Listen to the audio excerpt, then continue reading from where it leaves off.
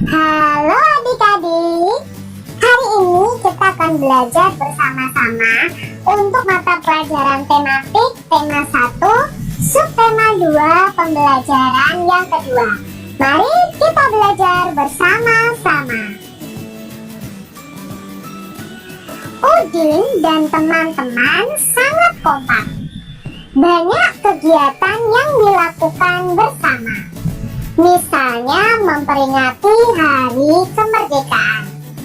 Bacalah percakapan di bawah ini dengan teliti. Nah, ini ada percakapan Udin dan Edo. Mari kita simak adik-adik. Edo, kamu sudah tahu belum? Nanti akan ada lomba sepeda hias loh. Lomba dalam rangka apa, Udin? Ayo kita ikut lomba itu. Sepertinya menyenangkan. Dalam rangka perayaan hari kemerdekaan di kampung kita. Ban sepedamu sudah dipompa. Ayo aku bantu memompanya. Setelah itu kita hias sepeda bersama-sama. Wah, terima kasih Din. Mari kita mempersiapkan keperluan untuk menghias sepeda kita.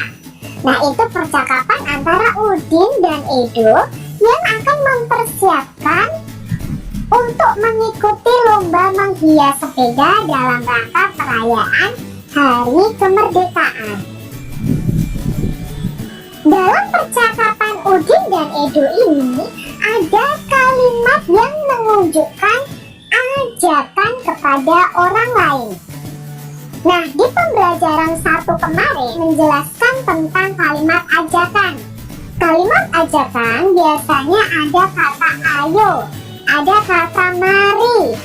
Jika ditulis harus diakhiri dengan tanda seru. Nah, kita cari tahu nih adik-adik, mana yang termasuk dalam kalimat ajakan. Yuk kita cari yuk dari percakapan ini. Ya, yang pertama ini. Ayo kita ikut lomba itu. Sepertinya menyenangkan. Ini sudah betul adik-adik. Ada kata ajakan, lalu diakhiri tanda seru. Apakah kalian menemukan kalimat ajakan yang lain? Ya, ada lagi. Ayo aku bantu memompanya. Tapi di sini penulisannya salah. Penulisannya seharusnya diakhiri tanda seru. Apakah ada lagi adik-adik? Ya, ada satu lagi. Mari kita mempersiapkan keperluan untuk menghias sepeda kita. Menurut adik-adik, penulisannya betul atau salah? Iya, salah.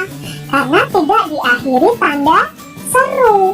Tapi ini termasuk dalam kalimat ajakan. Untuk menghias sepeda di rumah Edo, urutkan gambar-gambar di bawah ini agar menjadi sebuah cerita. Ada 4 gambar nih. Kita mau urutkan dulu adik-adik supaya gambar ini menjadi sebuah cerita. Apakah gambar pertama itu gambar A yang langsung menghias sepeda? Atau gambar si Udin mengetuk pintu? Atau gambar yang ini nih, si Udin mau pulang, lalu si Edo menjawab apa itu pamitannya si Udin. Nah, kira-kira yang mana dulu ya kalau dibuat cerita ya? Ya pasti si Udin datang ke rumah Edo dulu kan, mengetuk pintu, maka ini yang pertama. Lalu setelah itu ketemu Edo, apa yang mereka lakukan? Ya, mereka menghias. Maka gambar yang kedua ini, setelah mereka menghias, nah ini si Udin pamit pulang karena harus beribadah.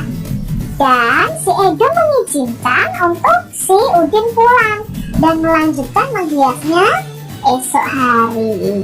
Ini kalau dibuat cerita bagus adik-adik. Contohnya nih, Udin ke rumah Edo. Ia mengetuk pintu rumah Edo. Edo menyambutnya. Udin dan Edo menghias sepeda. Setelah menghias sepeda, Udin mau pulang karena akan beribadah. Nah, si Edo mengizinkan Udin untuk pulang dan akan melanjutkan menghias sepedanya esok hari. Itu kalau dibuat sebuah cerita.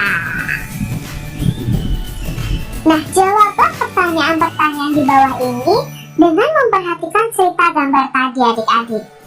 Apakah Edo marah ketika Udin pamit pulang untuk melakukan ibadah? Nah, Edo tidak marah, malah Edo mengizinkan. Gambar manakah yang menunjukkan Edo memberikan kesempatan kepada Udin untuk beribadah? Ya, gambar yang keempat ya, tadi gambar yang terakhir. Apa yang dikatakan Edo setelah Udin pamit pulang? Apa yang dikatakan Edo tadi? Ya, akan melanjutkan menghias sepedanya esok hari. Apa kesimpulan cerita bergambar tersebut? Apa kesimpulannya, adik-adik? Ya, walaupun saat bermain, kalau ada teman kalian yang izin untuk beribadah, kalian harus memberikan izin dan memberikan kesempatan untuk teman kalian beribadah. Udin berteman baik dengan Edo. Ketika Edo mendapat kesulitan, Udin mau membantu. Meskipun sedang asik bermain, Udin tidak lupa kewajiban beribadah. Sikap Udin dan Edo sesuai dengan pengamalan Pancasila, terutama sila pertama dan sila kedua.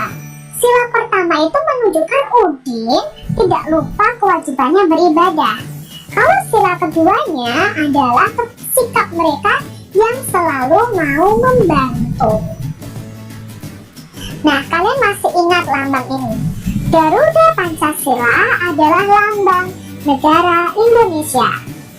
Burung Garudanya besar dan gagah perkasa. Lihat perisainya. Perisai itu memuat simbol dari sila-sila Pancasila. Pancasila adalah dasar negara kita. Kak Sila sudah jelaskan di subtema 1 nih, tentang lambang-lambang atau simbol dari sila-sila Pancasila yang ada di perisai Garuda Pancasila. Yuk kita ingat kembali, adik-adik. Pancasila itu berasal dari 2 kata, yaitu panca dan sila. Panca artinya 5, sila artinya dasar atau aturan. Pancasila artinya 5 dasar atau 5 aturan. Maka di sini ada 5 simbolnya. Ya, kita perhatikan di sini. Bunyi sila pertama adalah ketuhanan yang Maha Esa, disimbolkan dengan bintang. Lalu sila kedua, kemanusiaan yang adil dan beradab, disimbolkan rantai. Persatuan Indonesia disimbolkan dengan pohon beringin. Lalu sila keempat, kerakyatan yang dipimpin oleh hikmat kebijaksanaan dalam permusyawaratan perwakilan, itu disimbolkan kepala banteng. Sila kelima adalah keadilan sosial bagi seluruh rakyat Indonesia. Itu dilambangkan atau simbolnya adalah padi dan kapas. Nah, ini ya, simbol pertama adalah bintang. Simbol kedua, rantai emas. Simbol yang ketiga, sila ketiga adalah pohon beringin. Sila keempat, simbolnya adalah kepala banteng. Sila kelima, simbolnya padi dan kapas. Nah, penerapan sila ke-1 dan kedua di tempat bermain. Nah, di sini ada contoh penerapan sila ke-1 dan kedua di tempat bermain. Kita lihat sila ke-1 contohnya. Tidak lupa waktu beribadah ketika bermain. Nah, kalau kalian sedang bermain nih, tahu waktunya beribadah ya kalian harus beribadah terlebih dahulu. Nah, penerapan yang lain, yang B, memberi kesempatan kepada teman yang ingin beribadah, atau memberi kesempatan ke teman yang mau pergi sholat misalnya. Itu kalian berarti menerapkan sila pertama Pancasila. Tidak mengejek teman yang berbeda agama, menghormati teman yang berbeda agama. Itu penerapan sila ke-1 Pancasila ya. Jadi kalian tidak boleh mengejek agama orang lain, kita harus toleransi. Contoh penerapan sila kedua Pancasila di tempat bermain. Yang A, mematuhi peraturan dalam permainan, lalu membantu teman yang jatuh, sulit atau kalau batu gunting kertas ya, misalnya seperti itu, untuk menentukan kelompok bermain secara adil. Nah, ini adalah penerapan sila ke-1 dan kedua di tempat bermain. Pasangkanlah gambar di bawah ini dengan lambang sila yang sesuai jika sikap sesuai pengamalan Pancasila. Nah, kita lihat gambar yang pertama. Edo berkata, "Maaf ya, besok pagi saya tidak bisa datang. Saya mau pergi ke gereja." Nah, ini kira-kira sesuai dengan sila keberapa adik-adik? Ya, sesuai dengan sila pertama. Sila pertama simbolnya adalah bintang. Maka ini kita pasangkan dengan gambar bintang. Lalu gambar yang kedua, Siti berkata nih, "Aku pulang dulu ya, aku mau mengaji." Nah, ini berhubungan dengan agama juga, berhubungan dengan ibadah juga. Berarti sesuai dengan sila keberapa? Ya, sila pertama. Sila pertama itu adalah simbolnya bintang. Lalu gambar berikutnya yang ketiga, membantu teman yang jatuh dari sepeda. Kira-kira kalau membantu teman yang jatuh dari sepeda itu sesuai pengamalan sila keberapa? Ya, sila kedua, karena berhubungan dengan kemanusiaan. Sekarang berikutnya, hidup rukun dengan teman, bermain rukun dengan teman, bermain adil dengan teman. Itu sesuai dengan sila kedua juga yang simbolnya adalah rantai.